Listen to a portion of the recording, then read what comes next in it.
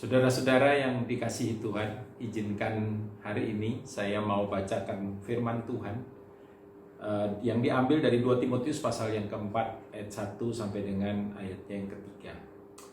Di hadapan Allah dan Kristus Yesus yang akan menghakimi orang yang hidup dan yang mati, aku berpesan dengan sungguh-sungguh kepadamu demi pernyataannya dan demi kerajaannya. Beritakanlah firman, siap sedialah baik atau tidak baik waktunya. Nyatakanlah apa yang salah, tegurlah dan nasihatilah dengan segala kesabaran dan pengajaran.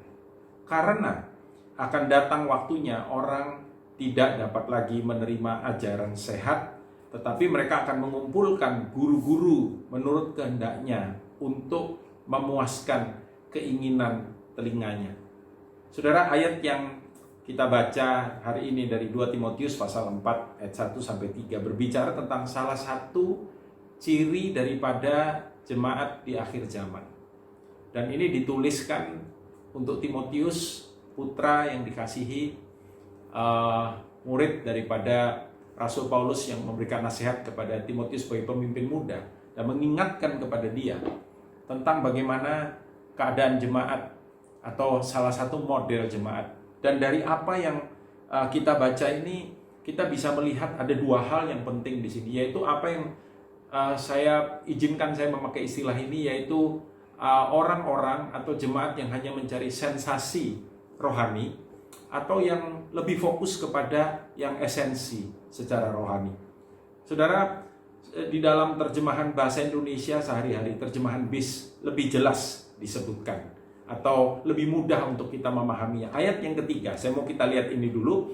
Sebab akan sampai waktunya orang tidak mau lagi menerima ajaran yang benar. Sebaliknya, yang seperti apa yang mereka mau? Perhatikan ini. Mereka akan menuruti keinginan mereka sendiri. Dalam terjemahan New Living Translation dikatakan they will follow their own desire. They will follow their own desire. Mereka hanya ingin mengikuti keinginan-keinginan daripada mereka sendiri. Dan selanjutnya dikatakan mengumpulkan banyak guru guna diajarkan hal-hal yang enak didengar telinga mereka. Sekali lagi saya kutip dari terjemahan New Living Translation dikatakan and will look for teachers who will tell them whatever their itching ears want to hear.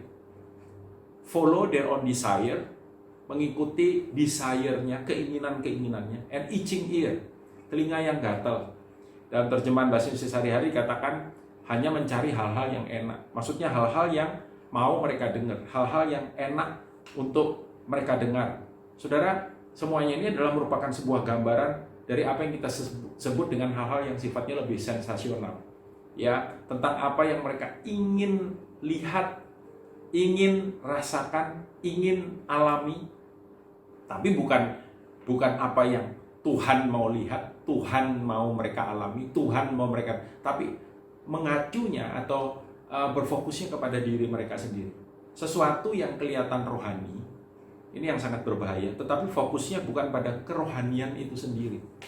Seperti makanan yang bungkusnya rohani, tapi dalamnya berisi hal-hal yang hanya bersifat sensasional.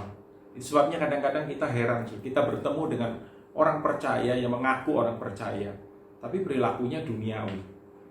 Ya, ke gereja sih ke gereja, tapi selingkuh jalan terus. Ke gereja, tapi bohong seperti tidak ada conviction di dalam dirinya. Ada yang rajin kebaktian, tapi nggak mengerjakan apa yang firman suruh atau apa yang firman lakukan. Ada yang kelihatannya lapar dan haus akan firman, pergi kemana-mana. Saya terus terang tidak mau menghakimi siapapun, dan saya juga tidak sedang menyatakan ketidaksenangan dengan kalau saudara boleh datang kemana saja, ke ibadah, ke konser, ke kebaktian atau ke KKR, silakan, nggak apa-apa. Tapi kalau kita datang ke sana, saudara, tapi kita hanya ingin dengar saja. Karena Alkitab juga mengatakan bahwa jangan hanya jadi pendengar, tapi jadi pelaku firman. Apa yang esensi? Yang esensi ada di ayat yang pertama dan ayat yang kedua yang kita baca tadi. Dikatakan di hadapan Allah dan Kristus Yesus yang menghakimi orang yang hidup dan yang mati, aku berpesan dengan sungguh-sungguh kepadamu demi penyataannya dan demi kerajaannya. Fokus kepada penyataannya, fokus kepada kebenaran tentang kerajaannya atau kebenaran kerajaannya. Saudara, dan jangan lupa Rasul Paulus berkata, akan ada penghakiman. Ya, Allah yang menghakimi yang hidup maupun yang mati. Beritakanlah firman. Nah, bagaimana kita bisa memberitakan apa yang kita tidak pahami atau tidak? Bagaimana kita bisa memberitakan kalau kita tidak melakukan atau kita tidak mengerjakan? Karena itu dinasihatkan kepada kepada Timotius oleh Rasul Paulus, nyatakanlah apa yang salah, tegurlah dan nasihatilah dengan segala kesabaran dan pengajaran. Apa yang esensi secara rohani? Jadilah pelaku firman Tuhan. Jangan cuma jadi pendengar. Apa yang esensi? Jadilah saksi bagi dia. Maksudnya apa? Maksudnya harus ada perubahan, pertumbuhan rohani, perubahan karakter dalam kehidupan kita. Kalau dulu ngomelan ya sekarang sudah nggak lagi. Kalau dulu pelit, sekarang murah hati. Kalau dulu emosinya gampang bangkit, ketekan sedikit langsung marah, sekarang ada penguasaan diri. Bertumbuhlah dalam keserupaan di dalam Kristus. Dan kita tahu, saudara, itu adalah merupakan sebuah proses. Paling bagus di mana kita diproses? Di komunitas. Di tempat di mana Tuhan, saudara, menempatkan kita dalam satu keluarga rohani.